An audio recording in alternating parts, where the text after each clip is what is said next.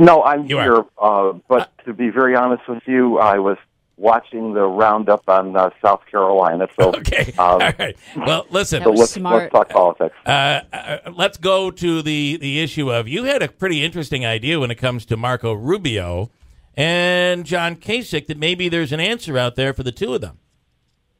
Yeah, possibly. It's no secret that when you add up the different strains of the party, the outsiders got continue to get just over 50%, and the insiders, that would be Bush, Kasich, Rubio, got just under 50%. Well, it makes an awful lot of sense that you start the process of consolidation, but the consolidation here, I think, is very intriguing because you've got perhaps the front runner now among the establishment, Rubio from Florida, must-win state for the GOP. Kasich from Ohio, not only a must-win, an absolute, unequivocal must-win for the GOP. Anyway, you put those two together, and you not only have states, but you have the contrast. That is Barack Obama, Joe Biden, all over again, both in terms of a non-white and the leading old white man, but also in terms of somebody youthful and fresh, combining with a solid guy with plenty of both Washington and governance experience. But if the goal on the part of the establishment is to try to stop Donald Trump, this seems to make the most sense as a way to do it. The two of them to announce that they will be running mates. Now, do you see even with putting their numbers combined, it still doesn't get up to Trump, and I don't see Cruz getting out. So what happens here? I mean, what does Cruz do? Well, all of this obviously is hypothetical, but what you then have is a situation where you've got a three-way race. Then you've got Rubio with a running mate.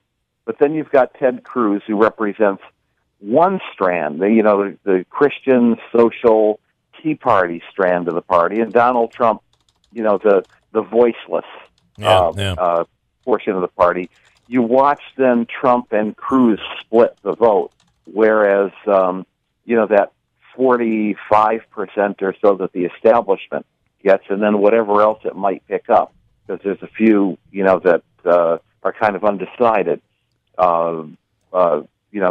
Now you've got a battle royal. Well, what's for interesting, the nomination. What I think is very interesting is the number of delegates that Trump is racking up right now.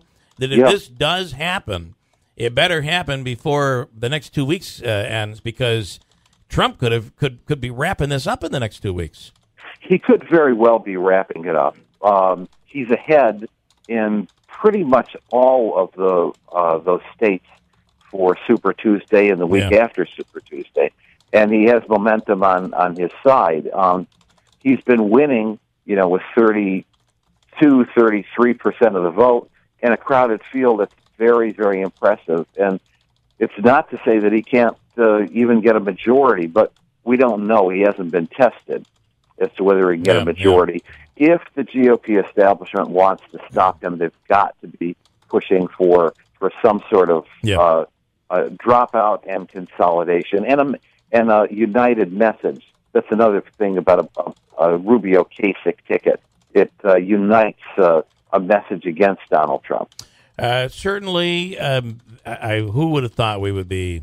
I mean, a year ago, who would have thought we'd be looking at this? It's just not really, me. It's not you or anybody. I don't know of anybody that really predicted this, other than Trump, who said, "I think I'm going to be there." He might even be surprised. So, I think he is. Yeah. I think he is. I say this was a vanity campaign that just sort of got out of control. It went awry, and look at what's happened. So, all right, John Zogby, we appreciate it. ZogbyAnalytics.com. Are you going to get into the congressional race here at all as the names start to be? It looks like we're going to know in a couple of weeks who's in and who isn't. But will you do any polling on the congressional race? I don't think so. I don't know that I'll be involved on that level. All right, John Zogby. But I'll let you know. All right, Zogby Analytics, we appreciate it, John. Thanks.